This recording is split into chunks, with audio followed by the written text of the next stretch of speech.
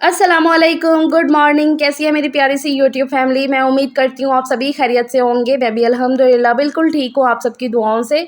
So welcome जी आप सबका हम दो हमारे 3 ब्लॉग्स में।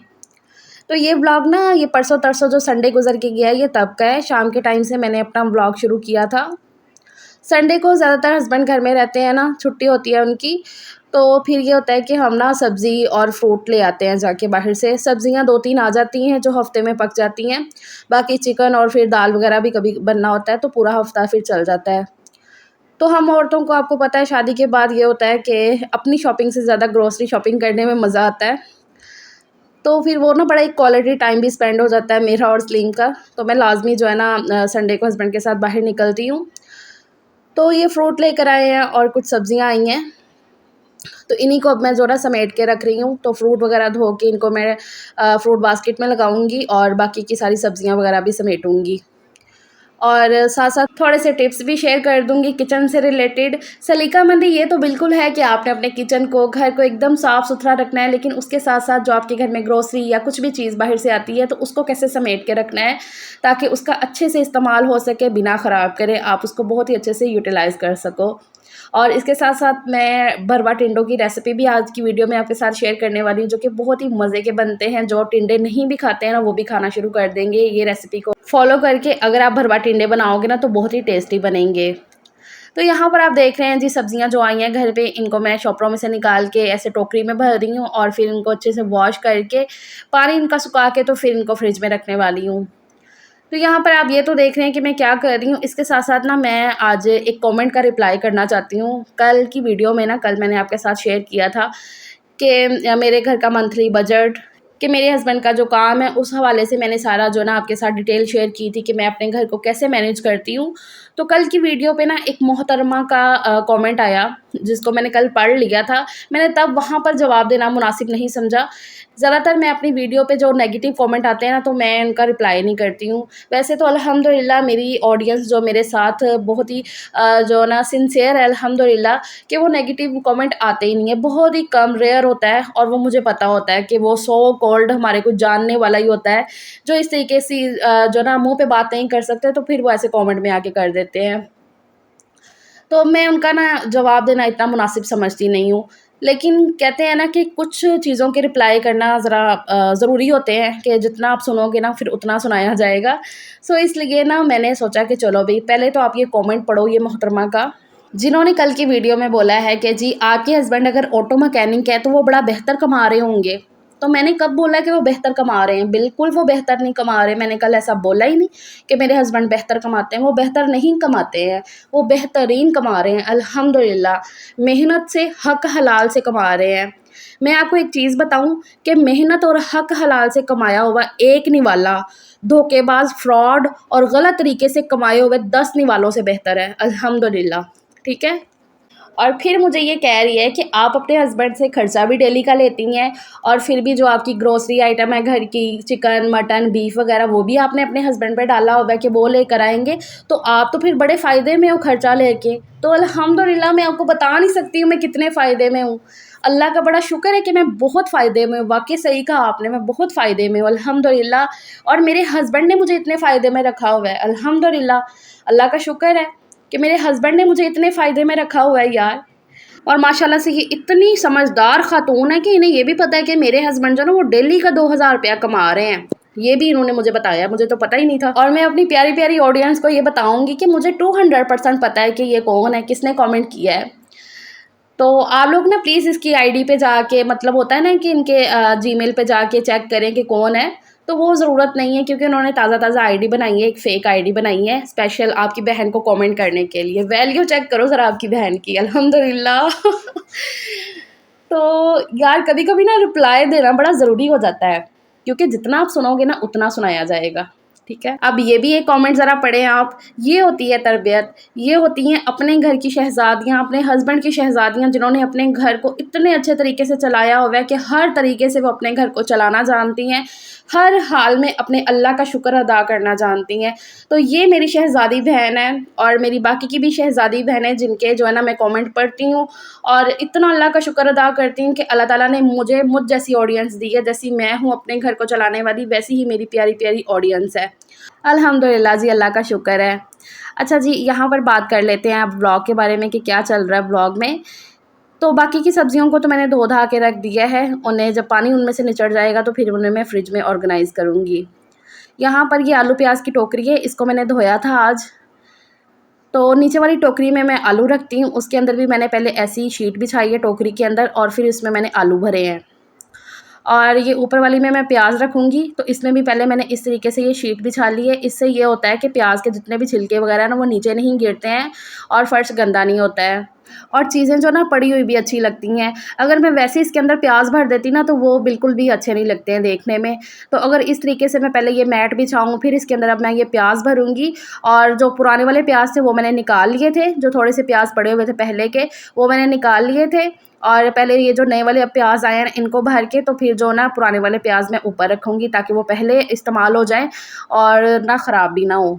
और ये वाली जो टोकरी है ना मेरी आलू प्याज की, ये मेरी शादी की है। मतलब ना पूरा एक अम्मी ने सेट दिया था, जैसे कि ये वाली टोकरी होगी, वो आटे वाली बाल्टी जो इसके साथ ही पड़ी हुई है अभी आप देखोगे, और इसके साथ-साथ और क्या था? हाँ, एक और टोकरी है जिसमें मैंने अभी ना किचन में बर्तन रखे हुए हैं नीचे कैबिनेट में, तो उसमें भी सारे मेरे बर्तन पड़े हुए हैं। वो भी एक टोकरी थी पिंक कलर की इसी तरीके की। और हाँ, बाकी ना वॉशरूम का जो ना पूरा सेट था वो भी ऐसे पिंक कलर का ही था। ये वाली टोकरी ना अब थोड़ी-सी ढीली-ढाली हो गई है लेकिन ये कि इसका मैं अब यूज़ कर रही हूँ, मेरी शादी की है। और दूसरा जो है ना, चीज़ों को अच्छे तरीके से यूज़ करो, जब तक वो ना एंड नहीं उनका हो जाता ना तब तक उनका यूज़ करना चाहिए। तो ये टोकरी का ना ऐसे एंड मुझे लग ही रहा है, लेकिन ये है कि अब चल रही है, जितनी देर तक चलती है चलाएँगे। अच्छा जी, तो वो मैंने प्याज़ और आलू वगैरह ऑर्गेनाइज़ कर दिए हैं, सारे जैसे रखने थे वो रख के। अब यहाँ पर जो सालन मुझे बनाना है टिंडों का, टिंडे भर के बनाने हैं, तो वो मैं आपको दिखा देती हूँ। तो यहाँ पर जी मैंने सारे मसाले वगैरह ले लिए हैं, जिसमें है ये 3 बड़े साइज़ के मीडियम साइज़ के ऐसे प्याज़ थे, इनको मैंने काट के रख लिया है, 2 टमाटर हैं, हरी मिर्चें हैं, सारे बेसिक से मसाले हैं, अदरक लहसुन पेस्ट है, और साथ में इसमें मैं थोड़ी-सी सौंफ भी ऐड करूँगी। सौंफ के साथ मज़े का फ्लेवर तो आता ही है, लेकिन ये है कि उसके साथ जो हाज़मा है ना, वो भी अच्छा-सा हो जाता है, अच्छे से चीज़ हज़म हो जाती है। अच्छा जी, तो यहाँ पर मैंने ब्लेंडर के अंदर ही ऐड कर दिए हैं प्याज़, हरी मिर्चें, और इसी में मैं ये टमाटर वगैरह काट के डाल दूँगी। इनको मुझे ब्लेंड करना है, सारे ये मसाले वगैरह जो बेसिक होते हैं हमारे घर के, तो वो डाल के। हाँ, जो भुना हुआ और कुटा हुआ धनिया और ज़ीरा है ना, वो मैं ज़्यादा क्वांटिटी में डालूँगी। इस तरीके से भरी हुई जो सब्ज़ी, जैसे कि करेले वगैरह बन रहे हो ना, आगे जब मौसम अब आ गया है गर्मी का, तो यही सारी सब्ज़ियाँ बनेंगी। तो इनके अंदर जो धनिया और ज़ीरा वगैरह ना, इसका भी फ्लेवर बहुत ही मज़े का लगता है, अगर ज़्यादा क्वांटिटी में ज़रा थोड़ा डाला जाए तो।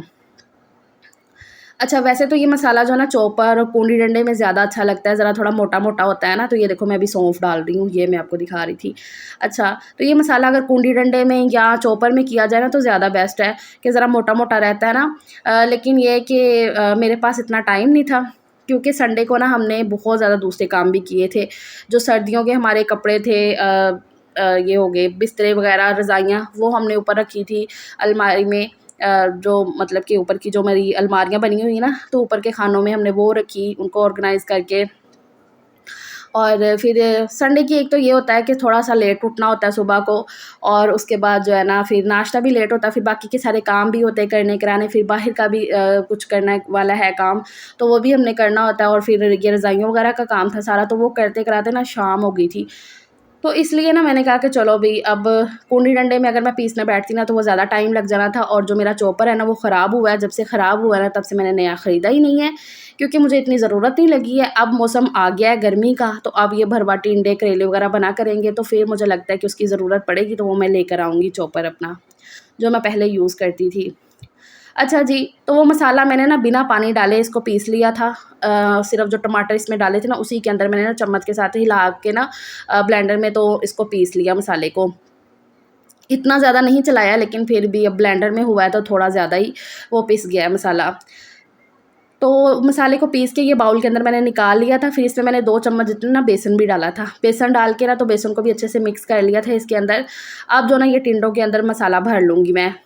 तो टिंडों के अंदर ना मैंने पहले कट लगा लिए हैं। इस तरीके से ज़रा ज़रब के निशान में कट लगाने होते हैं, ताकि जो मसाला इसके अंदर डालें ना, तो वो एकदम लॉक सा हो जाता है। तो इस तरीके से पहले एक कट लगाया, फिर दूसरी तरफ से भी कट लगा के, तो ये मसाला इसके अंदर सारा टिंडों के अंदर भर लेना है। टिंडे जो ना एक ही साइज़ के नहीं मिले थे, थोड़े बड़े छोटे इस तरीके के ही मिले थे। हालाँकि बिल्कुल इक्वल साइज़ के छोटे-छोटे टिंडे हो ना तो वो ज़्यादा सही रहते हैं, लेकिन मिले इस तरीके के थे। तो सारे टिंडों के अंदर मैंने मसाला भर लिया है और उसके बाद यहाँ पर मैंने अभी रख दिया है कढ़ाई। कढ़ाई में अब डाल दिया है ऑयल, और ये जो सारी सब्ज़ियाँ होती हैं ना, भरवा सब्ज़ियाँ जो होती हैं, इनमें ऑयल भी ठीक-ठाक जाता है। तो ऑयल भी मैंने थोड़ा ज़्यादा क्वांटिटी में डाल दिया कढ़ाई में। ऑयल जब गर्म हो गया तो फिर इसमें जो ये टिंडे हैं ना मैंने भर के रखे हुए, इस तरीके से मैं रखती जाऊँगी। जो नीचे वाली साइड है ना उसी को नीचे रखना है और एकदम धीमी आँच पे ये जो सारे टिंडे हैं ना ये पकने देने हैं। एक साइड पे मैंने दूध बॉयल करने के लिए रखा हुआ था। तो ये देखो इस तरीके से सारे टिंडे जो है ना ऑयल के अंदर ऐसे अरेंज कर देने हैं।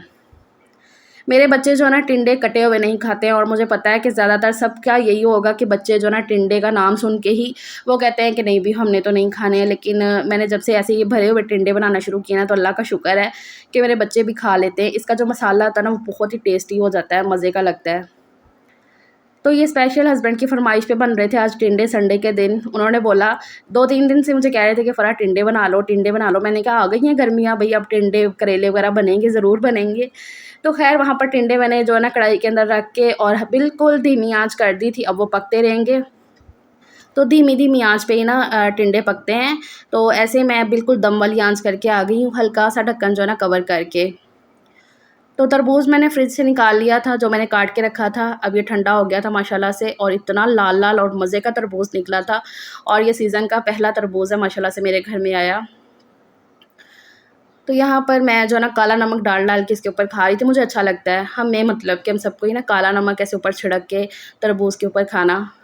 तो बच्चों को मैं आवाज़ दे रही थी, सजील और ज़यान का मूड नहीं था, वो अपना खेलने में लगे हुए थे। फिर हानिया आ गई थी खाने के लिए। तो यहाँ पर अब बैठे हम मज़ेदार सा अपना तरबूज़ एंजॉय करेंगे, अल्लाह का शुक्र अदा करेंगे। अल्लाह ताला ये नेमतें सबको अता करे। गर्मियों में ना रोटी खाने को इतना दिल नहीं होता, तो ऐसी ये वाटरी-वाटरी जो फल होते हैं ना वो खाने में ज़्यादा मज़ा आता है, अब तरबूज़ स्पेशली। तो कई दफ़ा हम ऐसा करते हैं कि गर्मियों में दोपहर का खाना स्किप करके ना ये तरबूज़ खा लेते हैं, तो बहुत अच्छा लगता है। अच्छा जी, यहाँ पर जो टिंडे हैं ना मेरे, वो दोनों तरफ से अच्छे से पक चुके थे। इनकी मैंने साइड बदल दी थी आके, 1-2 दफ़ा इनकी साइड बदली है, तो दोनों तरफ से अच्छे से ये पक गए हैं। तो ये टिंडों को ना अब मैं निकाल लूँगी कटोरी में साइड पे, और जो बाकी का ऑयल रह जाएगा ना उसके अंदर जो मैंने मसाला टिंडों के अंदर भरा था, तो वो मसाला अब मैं ये ऑयल के अंदर डाल दूँगी। तो वो मसाले को भी अच्छे से मैं पका लूँगी धीमी आँच करके। तो ये देखो, ये जो मसाला लेफ़्ट ओवर में बाकी बचा था ना, तो ये मैंने डाल दिया अब ये कढ़ाई के अंदर। तो ये मसाले को भी अब हल्की आँच पे अच्छे से मैं पकाऊँगी। मसाला और टिंडे हल्की-हल्की आँच पे पकेंगे ना तभी ये मज़े के लगेंगे। तो ये मसाला ना हल्का-सा क्रिस्पी हो जाता है, जो इसके अंदर मैंने बेसन डाला है ना उसकी वज़ह से ये थोड़ा-सा क्रिस्पी और सॉफ्ट सा भी रहता है, तो बहुत ही मज़े का लगता है। मेरे बच्चों को तो ये मसाला ही स्पेशली अच्छा लगता है। तो मसाला जब पक गया था ना, तो फिर इसके अंदर जो मैंने टिंडे निकाल के रखे थे ना साइड पे, वो भी इसके अंदर डाल दिए। फिर 1-2 मिनट के लिए ढक्कन ढक के पका लिया था।